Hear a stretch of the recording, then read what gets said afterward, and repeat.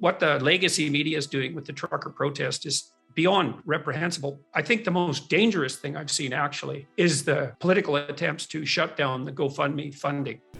Hoje, Jordan Peterson, ele toca num ponto do momento do vídeo onde ele fala da desconexão do líder com seus liderados. É claro que ele está falando justamente de um grande problema que está tendo lá no Canadá, onde os líderes políticos, que são líderes também, estão desconectados da população. É isso que ele está levando à tona. Só que esse negócio de estar desconectado dos liderados pode acontecer na sua casa, pode acontecer na sua empresa, acontece com todas as pessoas que lideram.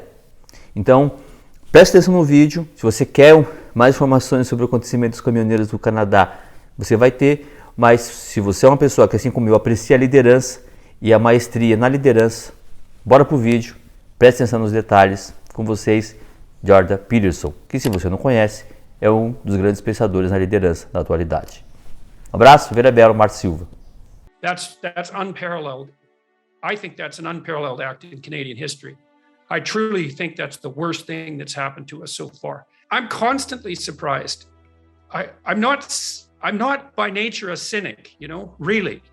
And I'm not cynical about our public institutions. And generally, although not invariably, I'm not cynical about politicians.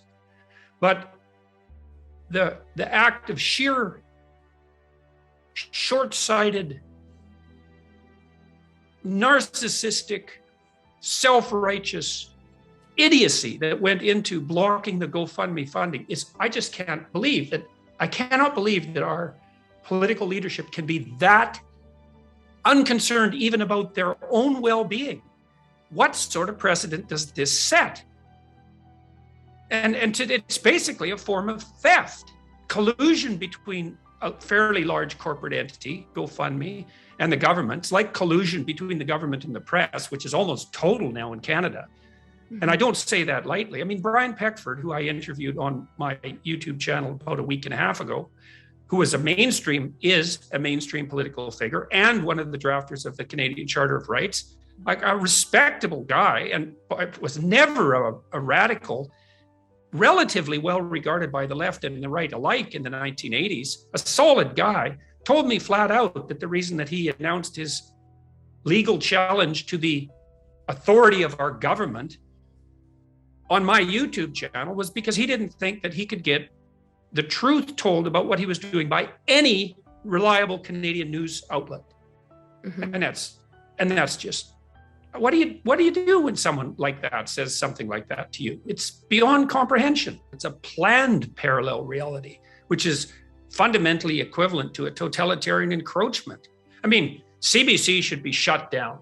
Canadians should just say enough. There's absolutely no excuse whatsoever for another single dollar of Canadian taxpayer money to go to support that appallingly corrupt, ideologically warped, politically correct, collusionary media source with the federal government. It's inexcusable. And the rest of the media, well, it's part of their pronounced death spiral. You see a little exception to that. The Toronto Sun has had some decent reporting. You see it pop up now and then in the National Post. You see it pop up now and then even in the Globe and Mail. But by and large, it's almost impossible to see what's actually going on in Ottawa. Can't even get a reasonable estimate of the number of people there. And I've also heard, let's say, that this closed circuit cameras that normally monitor the city, which I believe you can get access to by public feed, many of them have been shut off. And then, I would hope that the Conservatives, for their part, would stand up in some sort of opposition. But I know full well, because I've talked to people who know that COVID policy is being governed entirely by public opinion poll, which is a terrible way of sampling public opinion because it's impulsive and narrow, which is why we have a parliamentary system to begin with. We don't have rule by direct democracy because it's foolish. It doesn't allow for any sober second thought, let's say. And so the politicians scare the public, and they do that with the collusion of psychologists and behavioral experts, scare them into compliance. And so then they're all scared, and then they sample public opinion, which is terrified by misinformation, and say, oh, look, people support more mandates, and that scares them further, and away we go. And the Conservatives, for their part, instead of, although Mo and Kenny have taken some more forthright actions in the last week. Instead of seizing the moment, which they clearly had in front of them, they just blew their party into fragments, like on the very day they should have been articulating the concerns of the people that they are supposed to represent. And they could have capitalized on that even in the narrow political sense. It's just beyond comprehension.